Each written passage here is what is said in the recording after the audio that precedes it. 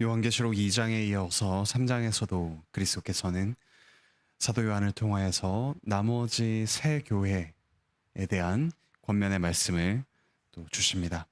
먼저 4대 교회에 그리스도께서 먼저 말씀을 주십니다. 여기서 그리스도께서는 하나님의 7영과 7별을 가진 이라고 그분 자신을 소개하십니다.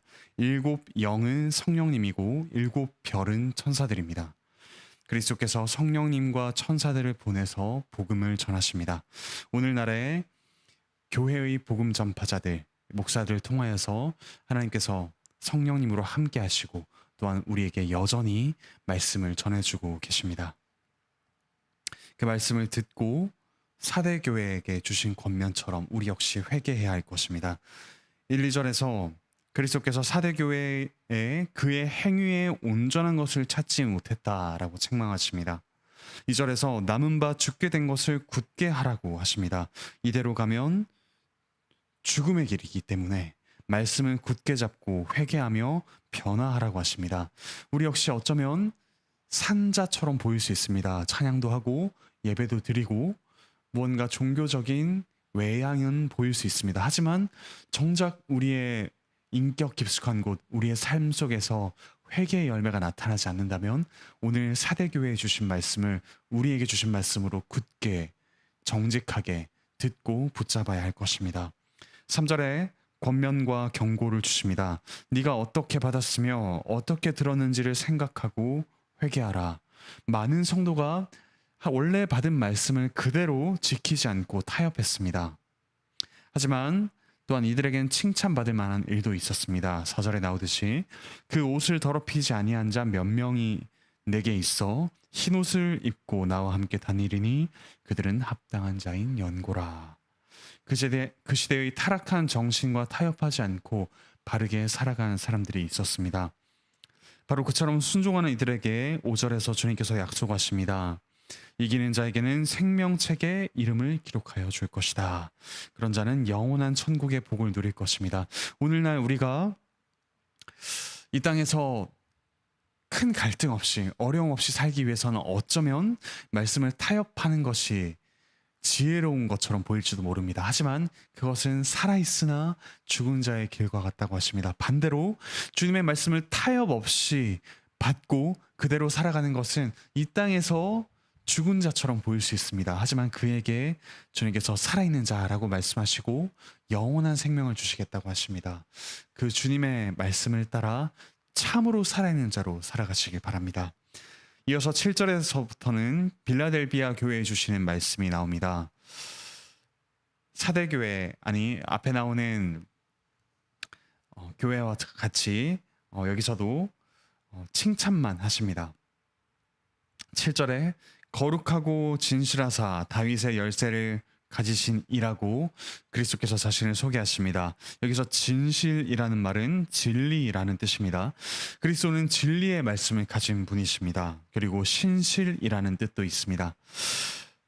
이 빌라델비아 교회의 8, 9절에서 칭찬을 하십니다. 내가 네 행위를 아노니 네가 적은 능력을 가지고도 내 말을 지키며 내 이름을 배반치 아니하였도다.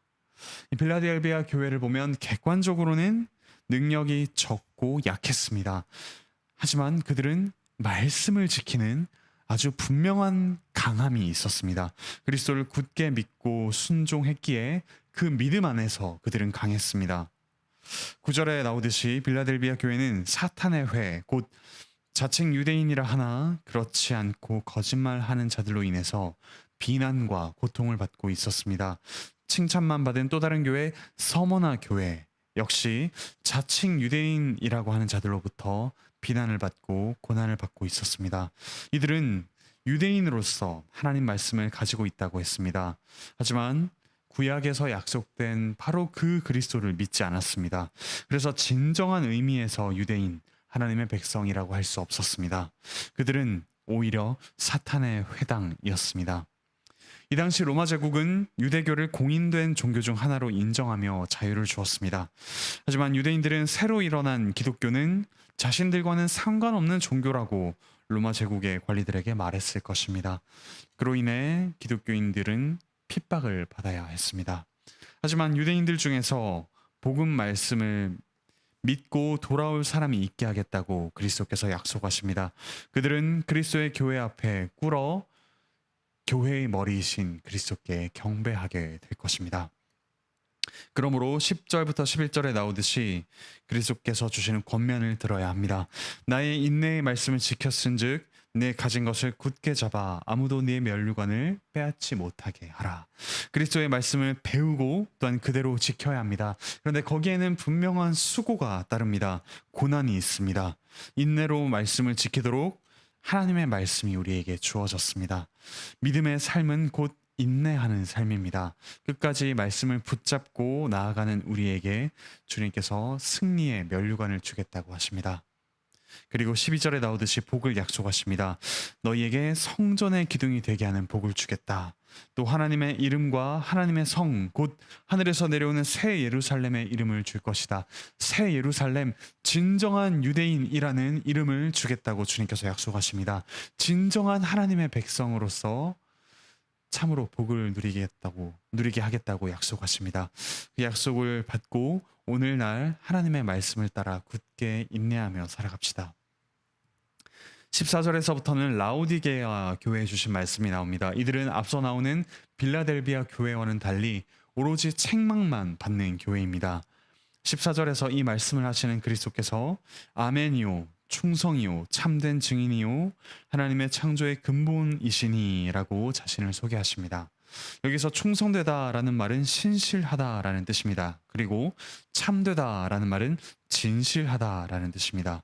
아멘, 충성, 참된 이 세 단어는 히브리어의 같은 말 아만이라는 말에서 나왔습니다. 그리스도께서는 말씀을 신실하게 증거하십니다. 무엇보다도 그분 자신이 신실한 말씀이십니다. 우리에게 말씀을 주셔서 그분이 살아가신 그 삶을 믿고 또한 그분을 따라 살도록 우리를 도우십니다. 그런데 이 말씀을 듣는 라오디아 교회는 15절부터 17절에 나오듯이 차지도 않고 뜨겁지도 아니하였기에 책망을 받습니다. 믿음과 그리고 믿음을 떠난 세상적인 것을 뒤섞었기 때문에 미지근합니다. 하나님께 모든 것을 헌신하지 않고 적당히 타협했기 때문에 그들은 미지근한 이들이었습니다. 17절에 나오듯이 그들은 스스로 나는 부자라 부요하여 부족한 것이 없다라고 스스로를 안위했습니다. 오늘날 우리의 모습이 이와 같지 않은지 정직하게 돌아와 보아야 합니다. 우리는 어쩌면 너무나도 부요하고 안락하게 살고 있지는 않습니까? 그래서 부요함과 안락함을 잃어버리면 어떻게 하는가 라고 걱정하고 있지 않습니까? 또는 내가 다른 사람들만큼 안락하지 못하면 어떻게 하나 걱정하고 있지는 않습니까? 주님께서는 우리에게 이 세상을 살아갈 때 필요한 것을 주십니다. 그런데도 이 시대에 탐욕이 너무나도 많아졌습니다. 그리스도인 역시 탐욕에 자기도 모르게 빠지는 경향이 있습니다. 말씀보다는 물질의 풍요를 따라가기가 너무나도 쉬워졌습니다.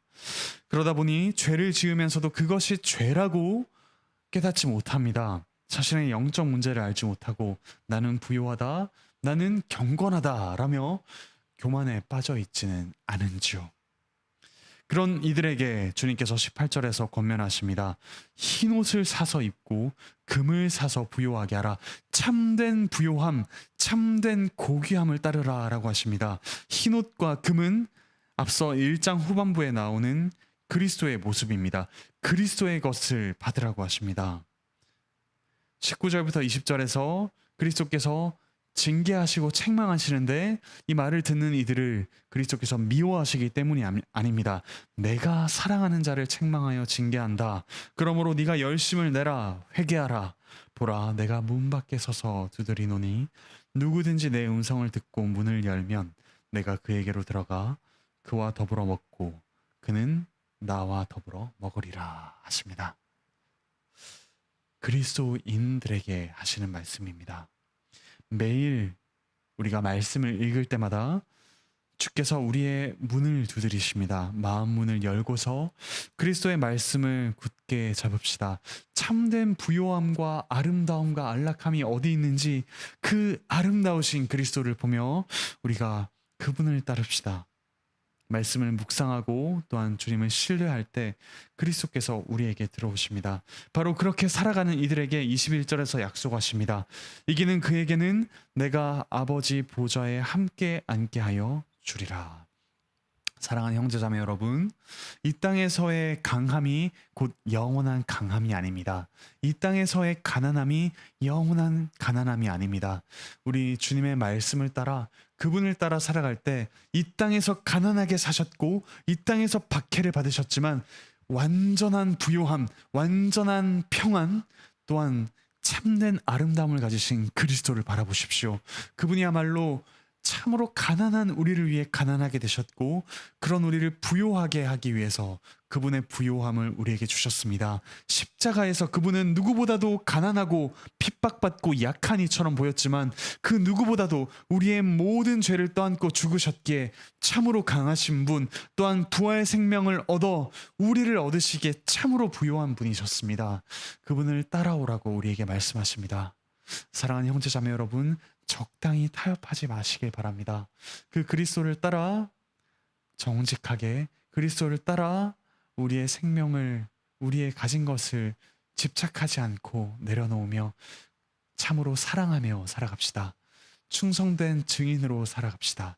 그와 같이 살아갈 때 주께서 주시는 영원한 생명과 부요함과 평안이 우리에게 있을 것입니다. 그리고 그것은 먼 미래의 일이 아니라 이미 그와 같이 살아가는 우리 교회 안에서 누리고 또한 확인하며 고백하는 참된 현실이 될 것입니다. 기도합시다. 하늘에 계신 우리 아버지 하나님, 참으로 감사드립니다. 가난하지만 부유하다고 착각하고 더럽지만 깨끗하다고 착각하는 저희를 위해 참으로 부유하시며 또한 깨끗하신 그리스도께서 저희의 모든 죄를 지고 죽으사 다시 살아나시고 저희에게 당신을 따라오라고 말씀하여 주시니 참으로 감사드립니다. 참으로 부요하신 그리스도를 따라 저희가 날마다 참된 부요함으로, 참된 거룩함으로 살아갈 수 있도록 말씀으로 저희의 눈을 열어 주시옵소서. 참된 아름다움을 쫓아 참된 평안을 누리며 살아가게 하여 주시옵소서. 몸과 마음의 아픔이 있는 성도를 주께서 회복시켜 주시옵소서. 믿음의 씨름을 하는 이들에게 가정과 직장과 학교에서 승리하는 경험을 하게 하여 주시옵소서. 감사드리며 예수 그리스도의 이름으로 기도합니다. 아멘.